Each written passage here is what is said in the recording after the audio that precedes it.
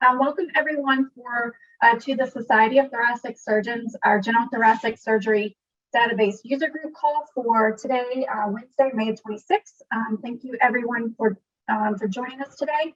On the call, we have myself, we have Carol Crone, we have Ruth Riley assisting us today, representing.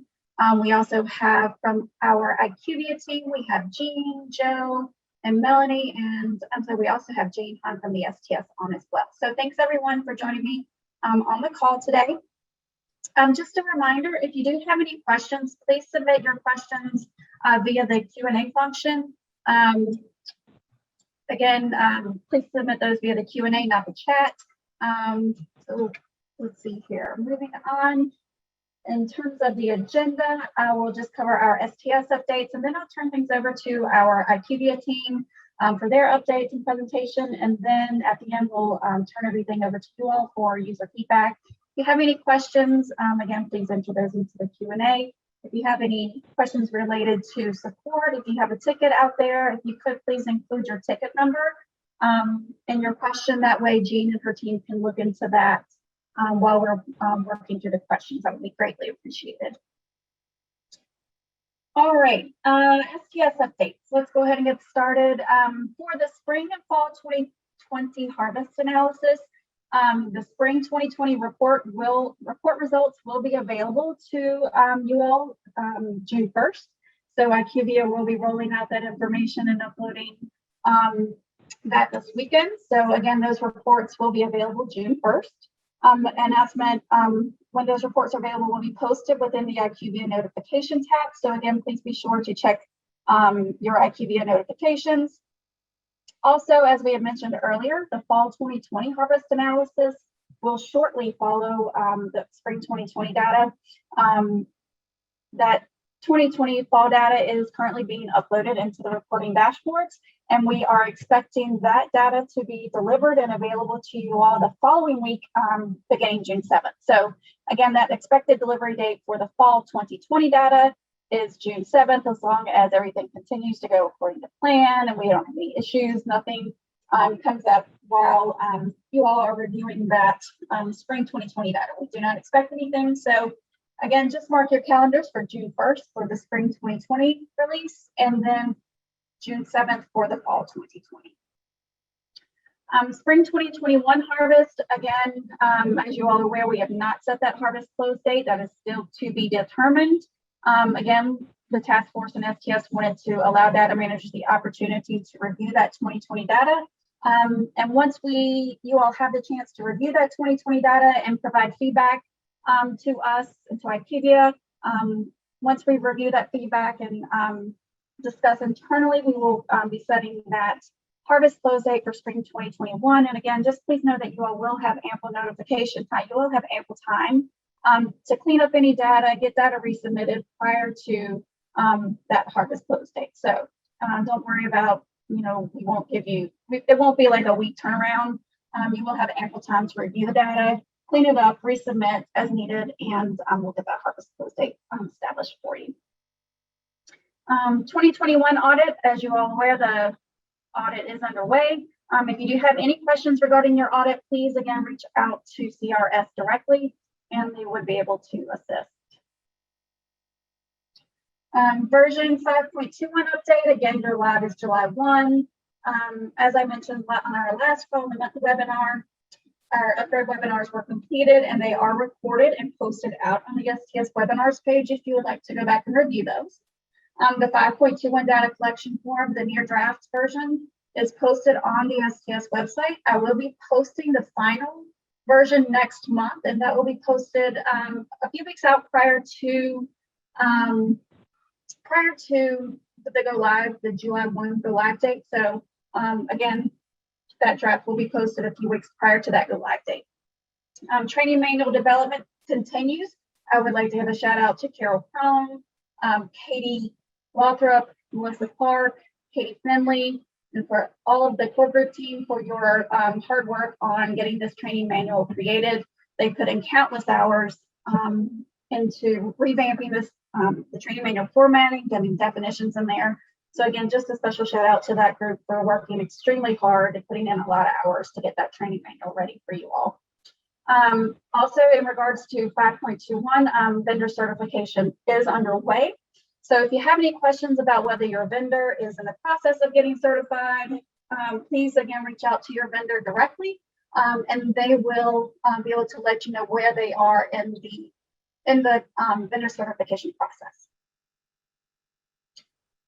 AQO 2021, our Advances in Quality and Outcomes Data Managers meeting, again, is virtual this year.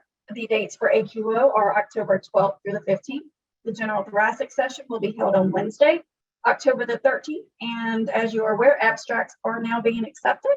So please, we really do encourage you to submit abstracts for general thoracic. Again, last year we did not have any general thoracic abstracts. So I'm really, really hoping that we do get some submissions this year. If you would like a review on how to helpful tips for creating your abstract, Patty Toyer gave an excellent presentation on April the 14th. So please go out and review that recording and listen to Patty's presentation for helpful tips on creating your abstract. And the deadline for submissions, abstract submissions, is Friday, June 18th at 11:59 p.m. Eastern Time. And as we've stated, registration for data managers for AQO this year is free. In order to be eligible for that free registration, data managers must be listed as a contact on your site's participation agreement. If you're not sure if your staff is listed as a contact and you need to confirm, please email us at stsdb@sts.org and we can verify that for you. If you know of someone that is not on your agreement and you need to get them added, the primary data and file contact for your site must add them by adding their information to a participant contact form and submitting that. And again, anyone that is being added, that participant contact form must be submitted by your primary data and file contact. I've also included a link to the database participant and platform roles if you need a description. That information is also out on the STS website. In terms of AQO, we are having our most popular session is our What Data Managers Want to Know session. So prior to AQO this year, if you all have a question that you'd like to be addressed by our panel, I would like you all to submit your questions. You can email them to me directly at ljones@sts.org. If you could please have those into me by September the 15th so we can review. Obviously, we won't be able to address every single question, but if you have a tricky question or there's something, a little challenging that you think that you would like the panel to address, again, please email those to me at ljones@sts.org by September 15th. So it can be addressed by our panel, and our panel consists of STS staff. It also consists of our surgeon core group leader, our surgeon leaders, as well as some of our core group team. So again, we really do encourage you to submit those questions for our What Data Managers Want to Know session. All right, and also I wanted to give a special shout out to the STS Education Department. STS Education has released the STS Cardiothoracic Surgery ebook. I just wanted to give a quick blurb, share some information about what this ebook consists of. The STS Cardiothoracic Surgery ebook is the most complete and authoritative online resource for cardiothoracic surgical information in the world. It provides a rich multimedia educational experience that includes regularly updated content in cardiac surgery, adult and pediatric cardiac and general thoracic surgery, totaling over 350 chapters.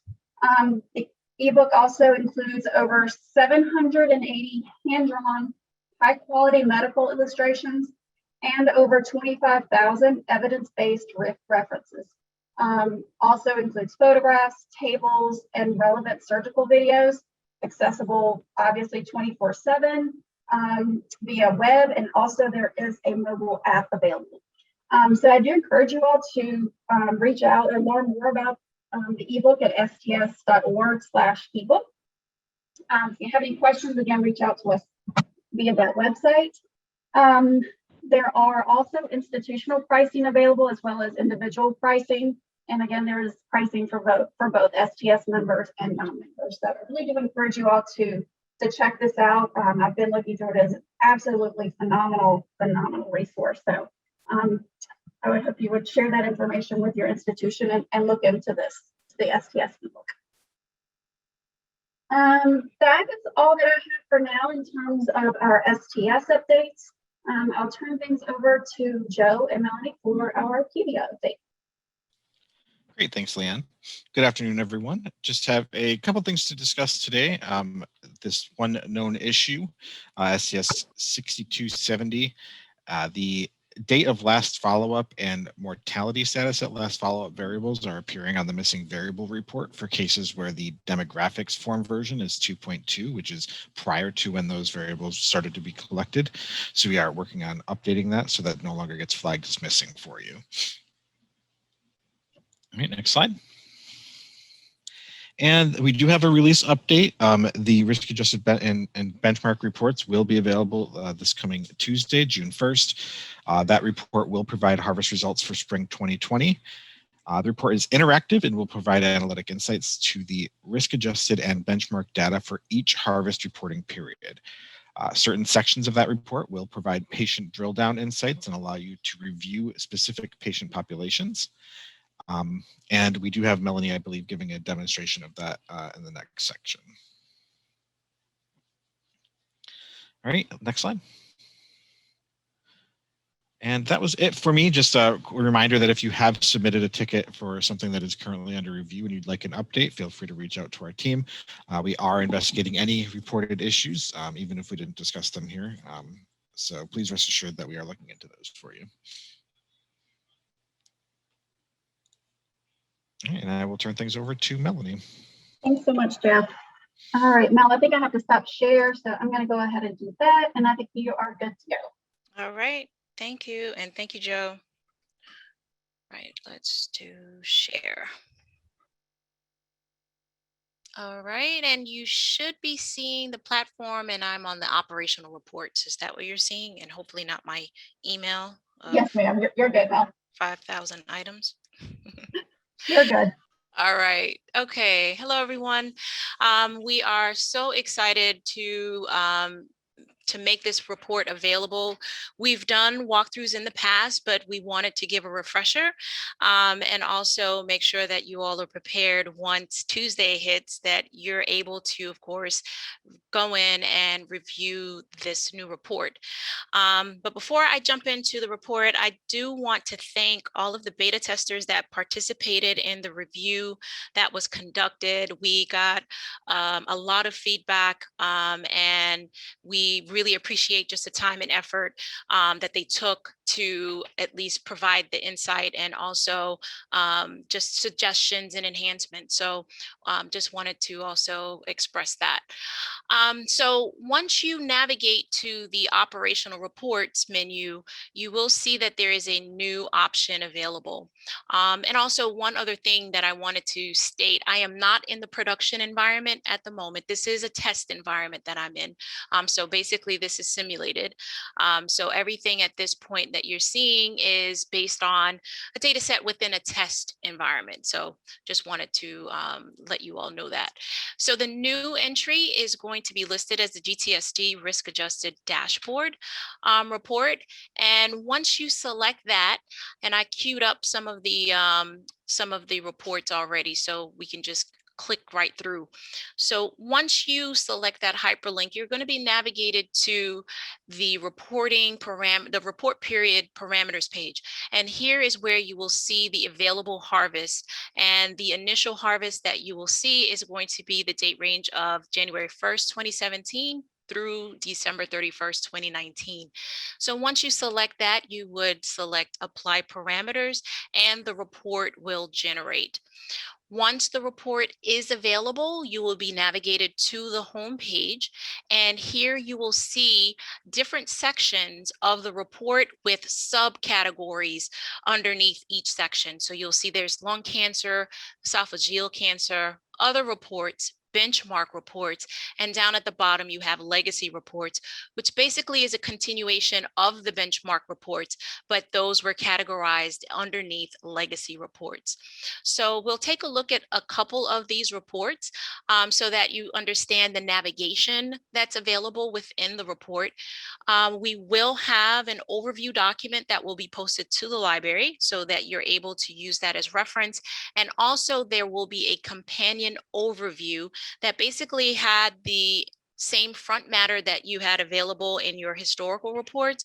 That also will be available for reference to give the context of the different report sections. And so that overview will be posted to the library also for your reference. Okay, so this very first page is always going to be called your home page. And then when we navigate into other reports that have subcategories within those reports, you will see that there will be an additional header that's going to be available for navigation for your benchmark report. So I'll show you that navigation also. So if we were to just take a look at let's start off with the Lobectomy STS-NIS compare report. Once you select that, you'll be navigated to the report. And what I want to point out, which is available on each report, is this home page icon. This is the icon that will allow you to navigate back to the home page. You do not need to use the browser navigation tools. You would use this internal home page, and once you select that, it will bring you right back to the home page. Okay, so always keep that in mind, because we always would get questions in regards to the how we would navigate within the reports. So going back to the STS-NIS, you'll notice within this report, you will have a tabular section for review, and on the bottom portion, you will have graphs.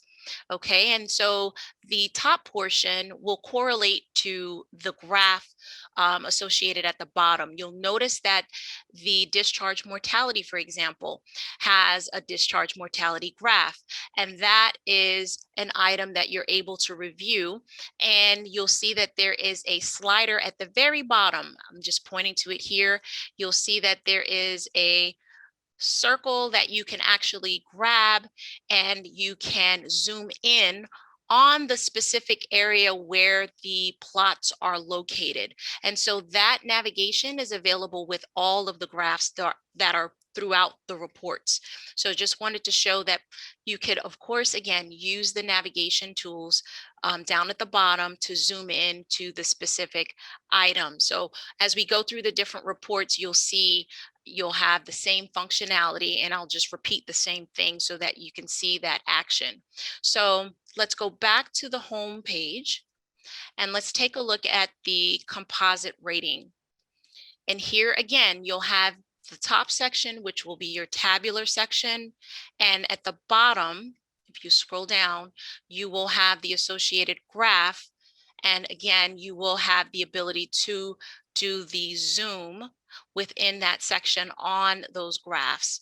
Okay, so that is how you're able to review and see the plotting on the graphs. The other thing you're able to do is hover your mouse within the graph areas, and you will see hover text to give you further detailed information. So you'll see that according to the legend that's here, the STS is represented with the red dotted line. So if you were to bring your mouse and hover it over that red dotted line, you'll see the associated score that also is listed in the top portion of the report. So you're able to see that information by hovering your mouse. Okay, so let's just scroll back up. Let's go back to the home page, and let's take a look at the details related to the lobectomy composite ratings. Okay, and here you'll notice that you'll have that summary overview.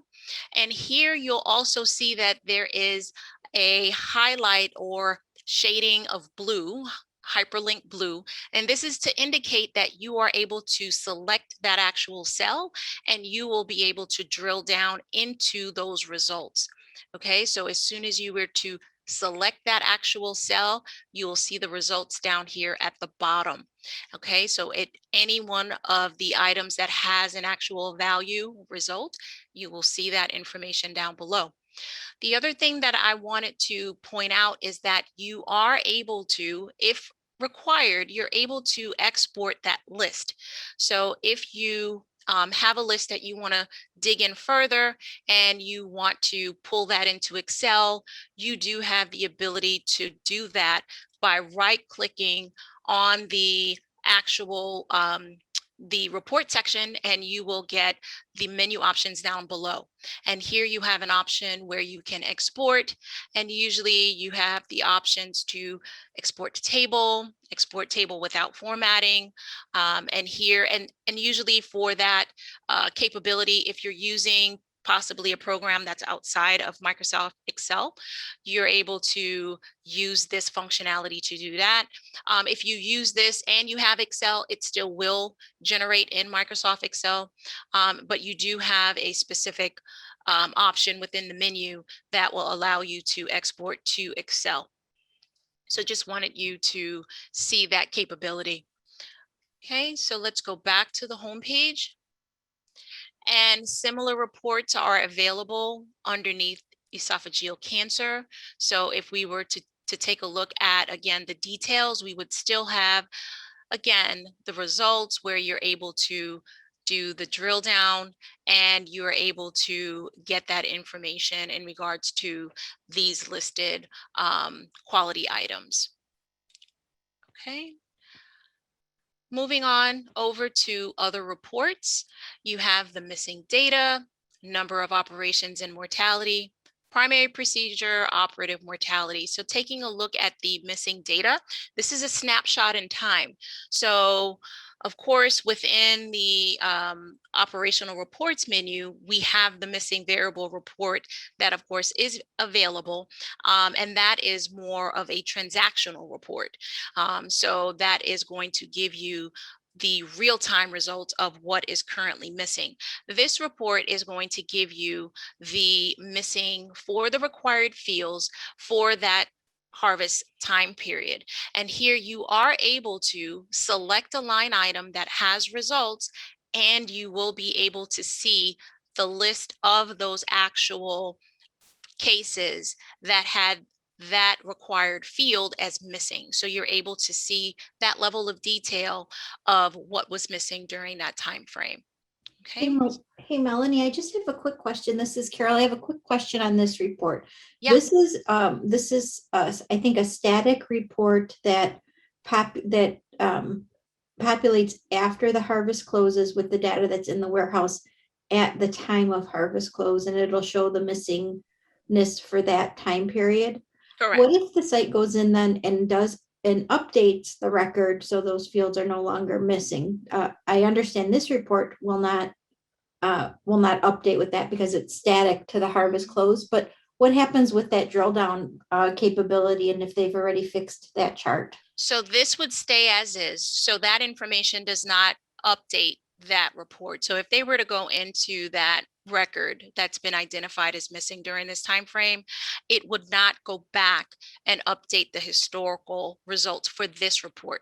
What would happen is if it was missing and they recently updated it and it was showing up previously on the real-time MVR report, then that report will basically show the current updates, and so that variable would no longer show up on the report or the case, because again, if you had more than one case that had that missing, so that report would get updated with the real-time update. Okay, yeah, this report's really nice because it shows what DCRI had at the time of analysis. So I think it's really helpful if they're looking for why they received a certain score or something like that. Correct. So that's really great. I'm glad you're providing it. Thanks. You're welcome. The other thing, as we go along, and we know that variables along the way will get retired and will no longer be collected. So we will add a note just to give a heads up if there are changes where a required field is no longer collected, or if there's a change, we will make sure that in this instance, you'll see that Zubrod score is no longer collected. So in this, we make sure that we added a note there. And then the variable, if there's a variable replacement, for this example, it's ECOG. So ECOG has been added to this so that we're capturing that information. So just a heads up in regards to just throughout the report, if there are changes like that, we will, of course, try to make sure to provide information along the way that you're able to see right there on the screen, the changes that are happening with variables. Okay, so let's take a look at the number of operations and mortality. Just wanted to point out on this one, and it's all operations, just to be clear. That was a question that did come up during the time when we were having the review with the beta testers. It is all operations, so you will be able to see a summary based on 12 months or 36 months, and you'll see that comparison against the STS. You are able to select the row and you will have drill down available for the last 36 months. So if you select the row, the results that will return at the bottom of the report will be based on the last 36 months. And again, you will be able to export that list if you needed to take a further look at those results. Same thing in regards to number of mortalities, number of eligible. You're able to select these actual rows and you will get results on those. You won't get results related to the mortality percent. You'll get counts or results based on the number. Okay, so anywhere you see number. All right, so just wanted to make sure that you're aware of that. And then you do have with the primary procedure and operative mortality, you'll have the summary of the procedures that are done, and you'll see it's categorized by organ system. And here you will be able to see the comparison of the incidences for the participant, the operative mortality by the participant, and then eligible by participant. And then of course the participant percentage. This information, more information in regards to this report would be available again within that overview documentation. And then of course you have the comparison against the STS. So you're able to do that. This does not have drill down capability. So just also want to call that out. We are looking at again, more further enhancements, but for this report, currently it does not have the drill down option. So I did want to make sure that I advise. Okay, let's take a look. I'll go into one of the benchmark reports. I'm trying to be very mindful of time, just in case if there's some questions. The benchmark reports, you are able to, of course, let's go in and let's just select thymectomy. Yeah, I guess. Go, Carol, me and my medical pronunciation. You said it, you did it right. Did I do it right? Yeah, you said it good. I've been using that that app that you told me about with the medical terminology pronunciation. Phonics with your phonics. All right, yeah.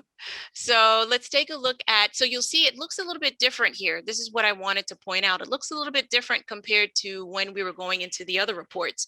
The other reports, it brought you right into that immediate report, but you'll notice that there are sub-reports with benchmark reports. And so you'll have the different areas listed here. So here, when I select on demographics, now we're drilling down even further. And then you'll notice that up here, instead of us just having the home button for navigation, there's an additional navigation option, which is benchmarks. And the benchmarks option would basically bring you back to that previous view, right? So you can have all of your sub reports. You also can navigate between those sections by using the back and next buttons. And so if I wanted to go to the next section, instead of having to go back to the benchmark subpage, I'll just call it that, you can hit the next button and that actually would just bring you to the next portion of the report, the next section. So pre-operative. And then if I wanted to go back, I would just hit back and it brings me back to the demographics section. So this report is broken into, again, graphs in this regard. You see the graphs at the top, and then the tabular results down at the bottom. You do have the ability to change the graphs to show the correlating variable. So right now we're looking at the age. So you'll take a look at, we have the results for age that's displaying. But then if I hit the drop down, you'll see that I have other options. So if I wanted to take a look at the gender, female, I could take a look at the results in the graph view specific to the gender female results that are here. Okay, so you're able to do that and change those graphs by, again, dropping down and selecting that option. All right. The other thing that I do want to make sure that I call out is that if you do make a change to these graphs, let's just say that you wanted to really zoom in and review further the median and mean in this example. So let's just say that I use my zoom slider and I basically brought it here. If I leave it in this current state and I go back to the home button and I leave it like that, and I decide to export the report. And this concept works across all areas within the report. That's why I want to make sure that I call it out. So if I leave it in that zoomed in manner, the export is going to take that zoomed in section for that report. So if you need to reset, and that's why we do have a statement that's listed here. Basically, if you refresh the browser, or if you even just refresh by clicking the apply parameters button again, that basically regenerates the report and it resets all of the graphs, all of the zooms will reset to the default. And then it basically will print at the default. But if there are specific graphs where you want to zoom in and you want it printed in that manner, you would leave it as it is and you would select the export report and it will basically present just as how you set the zoom. So hopefully that gives some insight on the printing. I will show the printed result in a few, but just wanted to call that out while it was right on the top of my mind. Okay, so just going back so that you can take a look. Again, here are the different sections. I'll take a look at the operative information. And again, if we wanted to take a look at the specific results that are available for a specific line item, you're able to, and this is within any of the benchmark sections of the report, you're able to select that cell and you're able to see the details, and this would give you the results of the patients that belong to the results in that selected cell. Okay, so you could do that within any of the sections within the benchmarks, select that cell, and then you can see details to get the actual drill down of all of the patients that belong to that.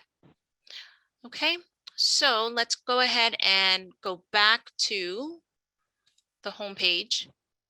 And the legacy reports are, again, the continuation of benchmark reports. They're just labeled as legacy reports. So if you were to go in and let's say we'll do all lobectomies, you'll see that it's the same layout that we just saw, okay? Because these are, again, benchmarks. And again, feature functionality is the same. The layout is the same, where you're going to have the graph that will display at the top. And you do have zoom sliders that are available here. So if you wanted to zoom in specifically to here, you're able to use that zoom slider. And you're able to make sure that if that's how you would want the report to print, you would just leave it in this manner. And you would choose the option to export, and it exports all of the reports. Okay, it's not an individual report that gets printed. So again, down at the bottom, you'll have the results listed. And again, if you want to see the results for maybe in this instance, hypertension, we'll go ahead and select that cell, and you would select see details to then bring you to the results for that actual selected cell. Okay. All right, so going back to the home page, and just wanted to show you the printed results. So I've already generated the report. So you'll get a PDF version of the report. You do have an option to also export to PowerPoint. So I'll show that in a second. Here's the PDF result once it's generated. And so here are all of the different reports. And again, if there was any adjustment that was done on the graphs, it would pick up and keep those adjustments. But if you do not want the adjustments, you just want the default, always remember to refresh the browser or use the option where I showed you, you can just click apply parameters and that will regenerate the report. Okay, but let me make this a little bit bigger. Hold on, let's see.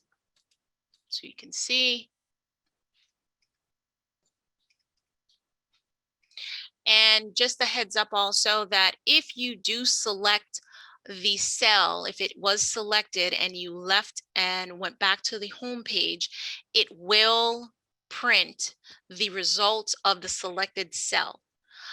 So usually what we recommend, again, if you're sharing this with others, this does have patient ID and record ID that pulls onto the report. If you do select the cell, please know that if you have restrictions in regards to, especially with distributing this report, it does have it has 2 identifiers. So just keep in mind that you would make sure to deselect if that is not the intention to include that information. Okay. And so I think I will stop here. I'm just looking at time, just in case if we had questions that we needed to review. But let me just go back to the home page. And Mel, I think you just answered Peter's question. oh, okay, there was a question that came. I'm not seeing the Yeah, screen. Okay. Asked if there was an option to export all sections of the report in one PDF. Yes. Yep. That is this. This is going to give you that ability, the export report. And then I did not run it on this environment, but there is an option to export to PowerPoint. Okay, so here is that option, export to PowerPoint.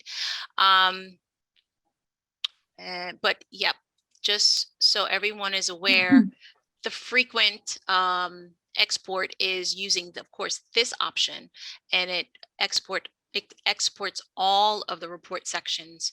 As you saw in that other report, it was 99 pages for this one. Okay. And that feature is also available. Is that also available in Adult Cardiac? Is it for all? Yes. Okay. Yeah. So, it is. Yep. Okay. Yep. Export report. It is there. Same location. All right. All right. While you're here, I'm just going to go ahead and answer and ask questions while you're in the environment. That's fine. Kelly wanted to know if you can select more than one cell at a time and view all. You can. You are able to. Let me just go here. Actually, hold on, because the data that I pulled in here, it may have IDs, and just because I know we're recording, that's why I didn't select and then show. It has IDs, and I'm just being mindful. And again, this is a test environment, but just want to, let's see if I can show that.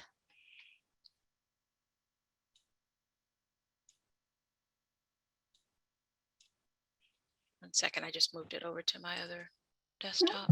No worries.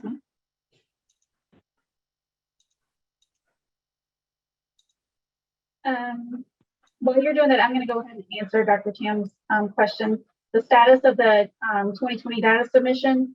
The spring 2020 data will be available June 1st, And then as long as everything goes according to plan, we don't have any unexpected hiccups, on which we're not expecting anything, the fall 2020 data will be available the following week on June the 7th. And a notification will be placed into the IQVIA notifications tab when that those reports are available. But again, it should be available first thing June 1st, first thing in the morning, and then same thing for June 7th.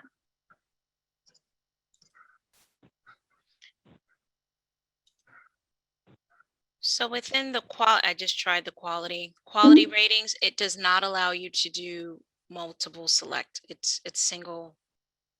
The results for the results to populate, you would select the single cell. Okay.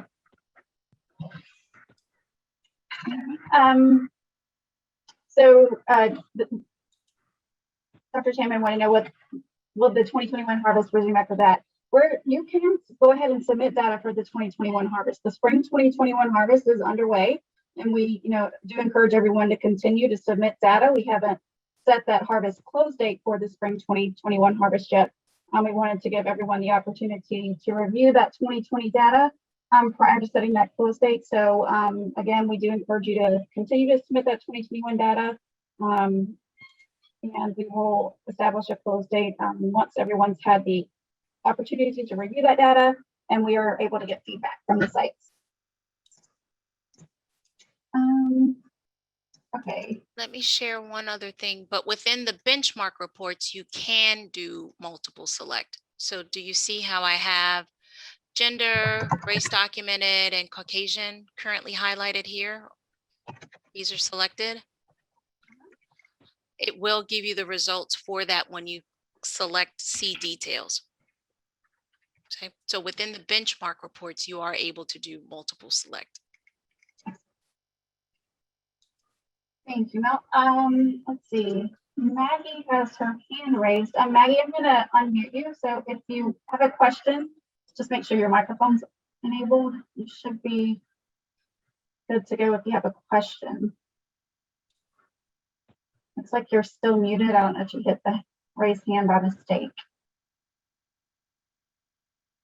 Okay, it's like you lowered your hand. All right. I don't see any additional questions. While we're waiting for additional questions now, I'm going to share my screen and go through the remainder of these slides real quick. All right, I just stopped. Okay, let me go through these real quick and then we'll jump back to our questions. Can you see my screen? Yeah. Okay, perfect. Our IQVIA support plan, again, you're all very familiar with the slide. Just to get, again, just please be sure to include your 5-digit JustBud ID in communications. Just a heads up, FYI, the reports are going to be available June 1st. Monday, obviously, is a holiday for everyone. So please know that STS staff and IQVIA support and staff will be out of the office on Monday. So we'll be support nor STS staff will not be available on Monday on Memorial Day. List of resources available to you all out on the STS website. Again, the STS National Database feedback form. We encourage you to use that form for any feedback you have you want to share with STS. That form, again, is available to you as well as other resource documents out on the STS website. Here's my contact information. If you need to reach me directly, you can feel free to email me anytime or give me a call. Just my direct line. If you have database operational questions, please email us at stsdb@sts.org. For our upcoming webinars, just please be sure to mark your calendar. Our next monthly webinar is June 9th at 1:30 Central Time. And just also please note that our user group call for June 23rd is canceled due to a conflict. So again, just please note that our June 23rd user group call is canceled, and but we will still have that monthly webinar on June the 9th. So with that, that's all that I have from the STS side to cover. We'll get back to our questions. Oh, one other thing I did want to mention to you all, if you have any questions regarding general thoracic public reporting, our 2021 public reporting is still to be determined that date. If you have any questions, again, regarding general thoracic public reporting, please direct those to stsdb sts.org. Again, those questions should go to stsdb@sts.org. All right, let's get back to our questions. Barb has a question. What do we have to do to allow our surgeons to view risk-adjusted reports? Assume they'll need current user ID and passwords. Who do we contact to get those? Your surgeons actually should have received their usernames and passwords a while ago, which if they have not accessed that, I'm sure it's inactive or inactive right now. If your surgeons, if they're currently on your contract and they do not have access, please reach out to us at stsdb@sts.org. Is that, I'm having a memory lapse. Is that correct, Melanie? They should Yes. okay. Yep. Correct. So again, Barb, just reach out to us at stsdb@sts.org and include your participant ID and the specific surgeons that you would like to check on. All right, that's all. Is there anything else from the STS team or IQVIA side that I may have missed or that you wanted to share? Again, the spring 2020 reports will be posted or available for you all on on Tuesday, June 1st. We're really excited to get those out to you guys. IQVIA team has worked really hard to get those out. So, and we appreciate your patience while we work to get that data out to you. But we will be scheduling that 2021 harvest close once we do get feedback and you all are able to view reports. We need to get back on our regular rotation of our spring and fall harvest. So just keep that in mind. So once we get this data uploaded, just know after the harvest, we won't, excuse me, we won't have this long turnaround time. So we're really looking forward to getting back into our normal harvest groove. So just know that harvest close date information will be coming. I don't see any additional questions. It looks like we are right at the hour. Well, yeah, we've got about 10 more minutes left, but if we don't have any additional questions, I don't see anything. I don't think I see any hands raised. I guess we could go ahead and call it a day. I just wanted to thank you all for joining the webinar today. Again, just a reminder, these webinars are recorded and will be posted out on the STS webinars page. It'll probably take our education team a day, I would say by maybe Friday, but more likely maybe Tuesday of next week, the recording will be posted. So if you have any questions between now and then or maybe anything, please feel free to reach out to me directly. Just wanted to thank everyone from the STS side and IQVIA side. Thanks for joining today. So with that, I hope everyone has a great weekend, has a nice, safe weekend. Enjoy your family time, and I hope you guys are able to unplug and decompress, and I hope you all have a great weekend. Thanks, Leah, and you too. Great job, everybody. Thanks, guys. Bye. Have a great one. Bye-bye.